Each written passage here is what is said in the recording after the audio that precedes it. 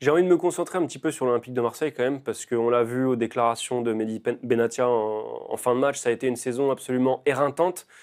Une fois qu'on a pris un petit peu de hauteur, qu'on se rappelle un petit peu des crises, mais aussi des moments très forts, quel bilan toi tu fais de cette saison marseillaise? Est-ce qu'on a un OM qui a passé un palier avec De Zerbi? Et est-ce qu'on a un OM qui va être encore plus ambitieux la saison prochaine? Mais on a eu le sentiment qu'il y a eu 5 saisons en une du côté de l'Olympique de Marseille, tellement il y a eu d'événements. Ça s'est même retranscrit sur le 11 de départ. C'est-à-dire qu'on avait commencé la saison avec Eli Wahi en avant-centre. Ouais, On la termine avec c'est vrai. Amine Gouiri en avant-centre de l'Olympique de Marseille. Donc il s'est passé tellement de choses, tellement de bouleversements dans l'équipe marseillaise qu'au final, le maître mot, c'est soulagement.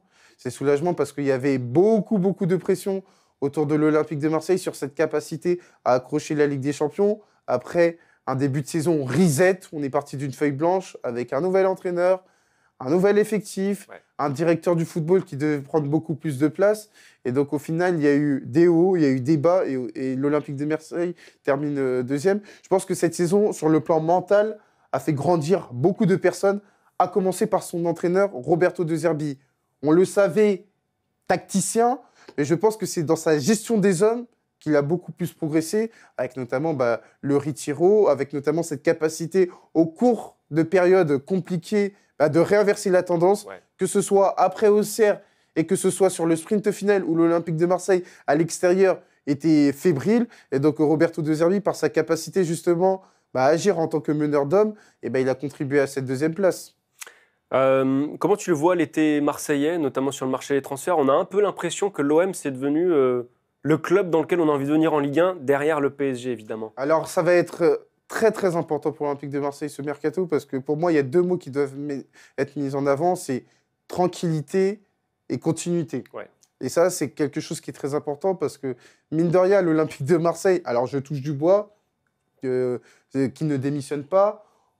Roberto De Zerbi serait le premier coach de l'Olympique de Marseille à mener une campagne de Ligue des Champions après avoir qualifié l'Olympique de Marseille pour la première fois depuis Villas-Boas. Ça Donc, paraît dingue. ça paraît dingue. Donc, ça veut dire quoi? Ça veut dire que l'Olympique de Marseille a besoin de stabilité. Et je pense que, notamment pour le mercato, il faut recruter qualitativement. Ouais. Parce que je pense qu'ils ont fait le gros du travail avec cette première étape l'été dernier, mais aussi l'hiver dernier avec l'acquisition d'Amine Gouiri. Et là, il faut davantage avoir de la qualité dans son 11 de départ, de manière à avoir un Olympique de Marseille beaucoup plus compétitif. Sûrement que le secteur de la défense centrale, même de la défense tout court, sera un secteur très important où il faudra recruter en qualité. Au milieu de terrain, il y aura des opportunités. En attaque, il faudra des accompagnants à Greenwood et Gouiri. Donc, c'est un mercato qui va être très intéressant pour l'Olympique de Marseille parce que, avec la perspective de la Ligue des Champions, on travaille quand même mieux. Ça n'aurait pas été la même chose si c'était la Ligue Europa ou voire rien du tout. On annonce l'arrivée de Xabi Alonso imminente. Est-ce qu'on s'attend à une révolution là, dans les semaines qui arrivent au Real? Alors, on commence déjà à avoir des noms qui fuitent un peu, surtout au niveau de la défense centrale, parce qu'on en a parlé toute la saison de comment c'était très très dur pour la défense centrale. Donc, vraisemblablement, il y aura au moins des renforts à ce poste-là. Se pose aussi la question du milieu de terrain. Est-ce que c'est vraiment Arda Güler qui va remplir ce rôle de joueur offensif, créatif? Ça a été très compliqué pour lui dimanche au Classico. Il est encore un peu léger. Mais le problème, c'est que le Real, avant de recruter, doit aussi dégraisser. Parce qu'ils ont beaucoup de joueurs qui ne sont pas au niveau du Real Madrid, tout simplement.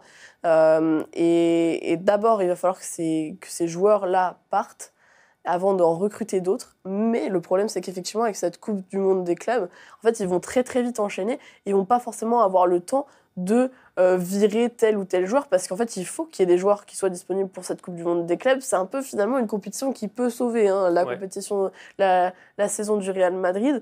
Donc le timing est quand même très serré, mais ça va évidemment dépendre de l'arrivée de Xabi Alonso, parce que lui a une idée très précise de ce qu'il veut faire du Real Madrid. Il en aurait même déjà parlé à la direction du Real de quel est son plan de jeu, ce qu'il veut mettre en place, etc.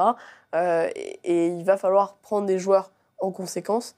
Le seul point positif finalement de ce Classico pour le Real quand même, c'est Mbappé, parce que lui a été totalement au niveau. Les autres plus ou moins quand même, mais c'est vrai que Mbappé c'est une très très grande satisfaction parce qu'il a su lui intelligemment parfaitement exploiter ce fameux piège du hors-jeu du Barça en se rendant compte que le Barça se replaçait pas tout à fait sur la ligne au départ des ballons parce que ils sont fatigués et que lui, il exploitait très bien cette profondeur. Donc ça, c'est quand même une grosse satisfaction dans cette fin de saison de se dire qu'ils peuvent redémarrer au moins avec un Mbappé frais, un Mbappé qui est décisif avec le Real Madrid. Va falloir l'entourer maintenant et surtout muscler le jeu au milieu de terrain pour éviter que lui ait à faire les courses pour revenir et défendre. Justement, est-ce que là, l'objectif, c'est très clair pour Xabi Alonso, pour le Real, c'est d'avoir ce Kylian Mbappé en forme, mais de construire un collectif qui soit beaucoup plus performant autour, avec Mbappé au centre du projet, évidemment? Oui, l'idée, c'est évidemment de construire un collectif parce qu'il y avait ce projet cette saison qui était de, entre guillemets, tout miser sur Mbappé et tout miser sur le fait qu'ils avaient peut-être les 4 meilleurs attaquants du monde. Ouais. Bon, Rodrigo est quand même un peu en retrait en cette fin de saison, mais voilà, d'avoir ce quatuor-là exceptionnel. En fait, très vite, autant Ancelotti, il avait réussi à combiner les trois avec Bellingham, Rodrigo et Vinicius, mais là, à 4 joueurs qui défendent quasiment pas, par Bellingham quand même sur la fin de saison, et un peu Rodrigo, en fait, quand la ligne arrière du Real est ce qu'elle est aujourd'hui, c'est quasiment impossible. Ouais. Donc je pense que autant Ancelotti, lui, ne s'est pas vraiment plaint en fait, auprès de Florentino Pérez et a accepté cette condition-là où on lui a un peu imposé Kylian Mbappé. Xabi Alonso, lui, il sait qu'il vient au Real, que c'est très dur, donc il va évidemment poser ses conditions pour faire mieux. Enfin, en tout cas, il va espérer faire mieux. Et on l'a vu à Leverkusen, son club, son jeu ne repose pas sur un joueur. Évidemment, avoir Mbappé, c'est quand même pas mal. Mais il faudra bien construire autour et surtout rallonger la profondeur de banc parce que là, on l'a vu avec quelques blessures, il n'y a quasiment plus personne à faire rentrer. Pour terminer, est-ce que Xabi Alonso, il est considéré comme Real compatible? Parce qu'on le sait, c'est un entraîneur avec des idées fortes, etc. Est-ce que c'est vraiment le coach qu'il faut à ce Real ou est-ce que le Real va s'adapter et changer peut-être un petit peu son ADN? Alors le Real, en fait, surtout sur ces dernières années, il est loin d'être aussi flamboyant que l'image que retient l'essentiel des téléspectateurs via la Ligue des Champions. Ouais. Donc, ce Real en Liga, c'est plutôt un Real qui gagne petit, qui a beaucoup de mal dans beaucoup de matchs de Liga, qui va gagner sur des exploits individuels, etc. Alors, c'est dans la culture du Real d'avoir des joueurs qui sont très forts, qui sont au-dessus de la moyenne, qui font gagner des matchs.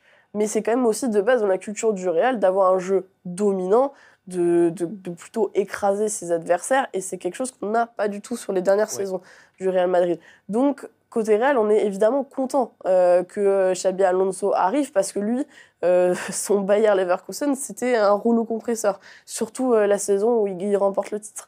Donc oui, pour ça, il est considéré comme Real compatible parce que c'est un ancien de la maison et que ça fait toujours très plaisir aux supporters du Real d'avoir un ancien de la maison qui revient en plus en ayant des garanties parce qu'à un moment donné, son nom avait été évoqué après son passage à la Real Sociedad, mais avec la réserve. Donc, il y avait beaucoup moins de garanties. Là, quand même, c'est un entraîneur qui a fait ses preuves, qui a gagné la Bundesliga, et Dieu sait que c'est compliqué quand il y a le Bayern.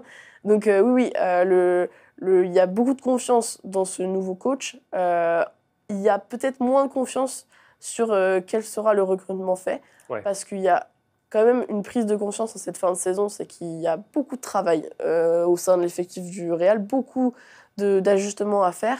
Et il y a un peu cette crainte que soit le Real ne mette pas assez d'argent pour prendre des joueurs, soit par calcul, ils ne prennent pas forcément les bons joueurs. Je pense notamment à Dejan Huijsen qui était sur les tablettes du Real depuis peut-être 6 mois maintenant, depuis qu'il a fait ses débuts avec la sélection espagnole. Et lui, il veut venir au Real, il veut revenir en Espagne, il joue à Bournemouth aujourd'hui.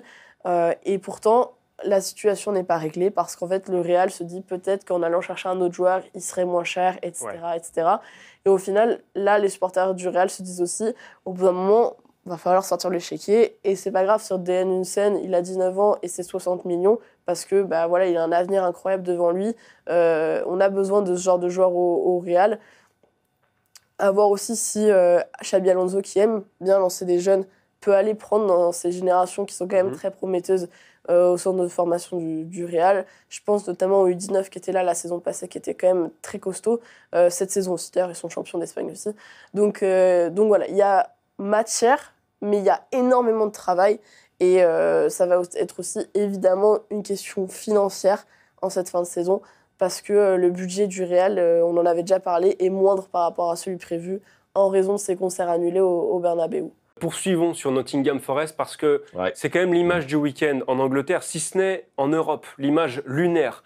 On parle d'un propriétaire, le grec Evangelos Marinakis, qui est descendu sur la pelouse à la fin de la rencontre pour confronter son entraîneur Nuno Espirito Santo, visiblement agacé par, je sais pas, le résultat, la manière.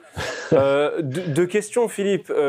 Déjà, qu'est-ce qu'en pense la presse anglaise de tout ça ?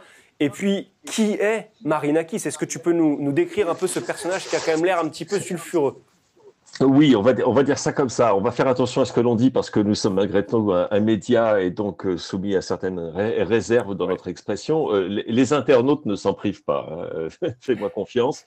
La première chose, c'est spécifier d'abord l'origine de ce différend, parce qu'en fait, il est entré sur le terrain un petit peu. Alors pour ceux qui ont soit d'un âge avancé, soit ont vu les images plus tard, c'est le Koweïti qui rentre sur le terrain à la fin de France-Koweït dans un fameux match de Coupe du Monde. En l'occurrence, c'est parce que Nottingham Forest est en situation où ils sont donc à 2-2 contre Leicester, il faut gagner, et Nuno Espirito Santo, le manager de Forest, procède à son dernier changement.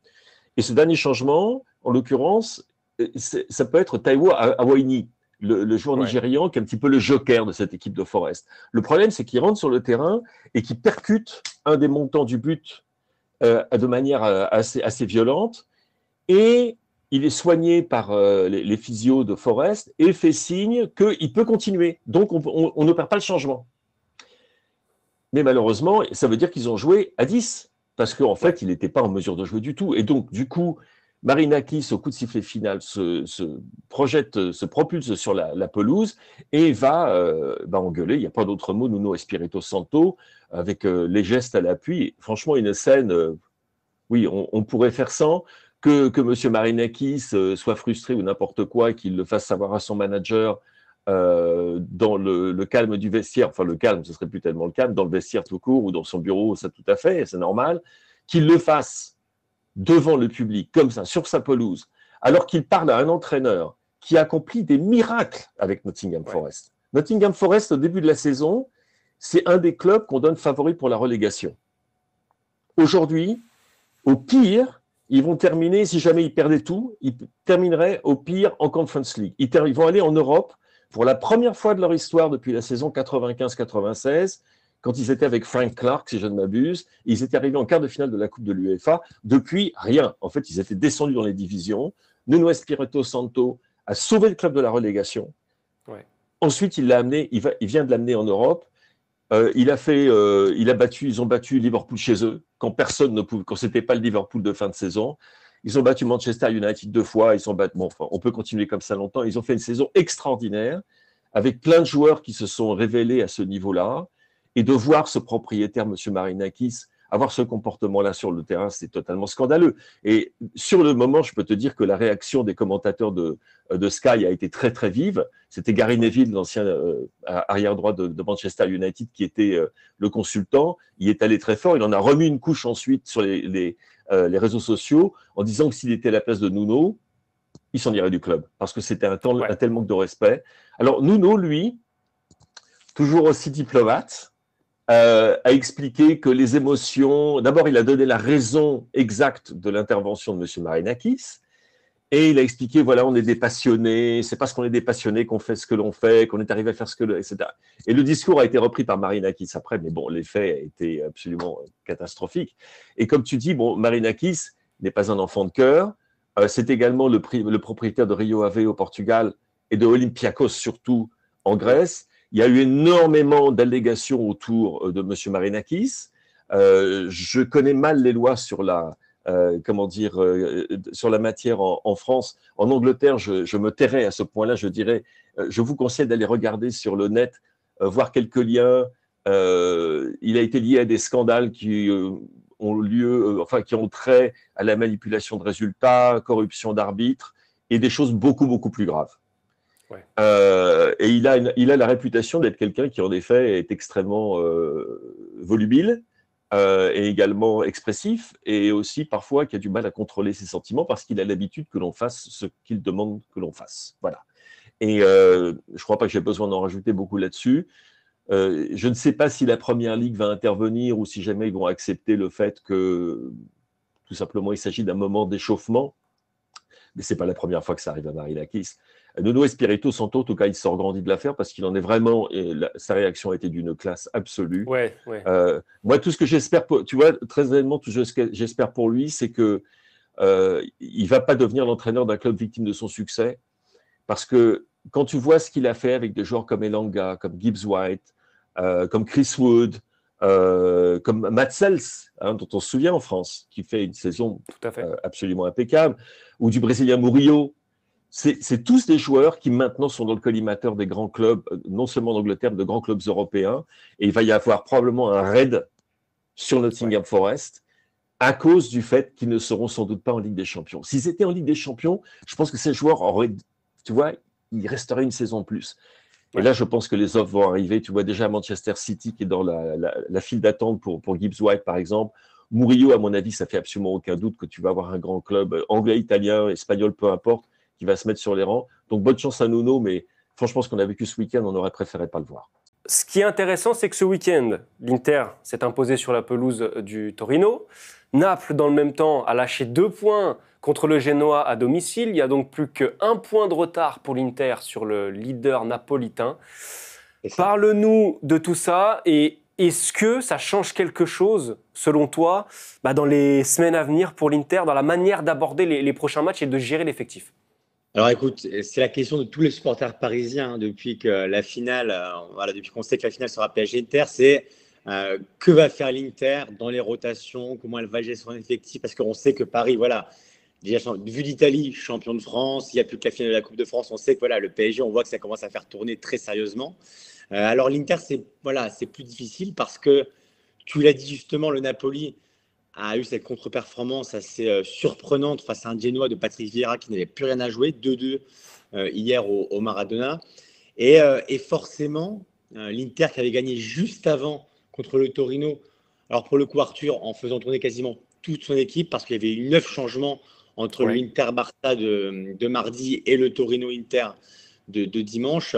L'Inter qui malgré ça était très sérieuse, elle s'est imposée face à Torino, là aussi qui n'a plus grand-chose à jouer, mais c'était quand même un match très sérieux. Mais dans l'idée de Inzaghi, ce que je peux te dire, c'est que la grande priorité, c'est la finale avec des champions, la deuxième en 3 ans. Et la C1, ça reste la C1. C'est un rêve ultime pour une équipe qui flirte avec depuis maintenant quelques années.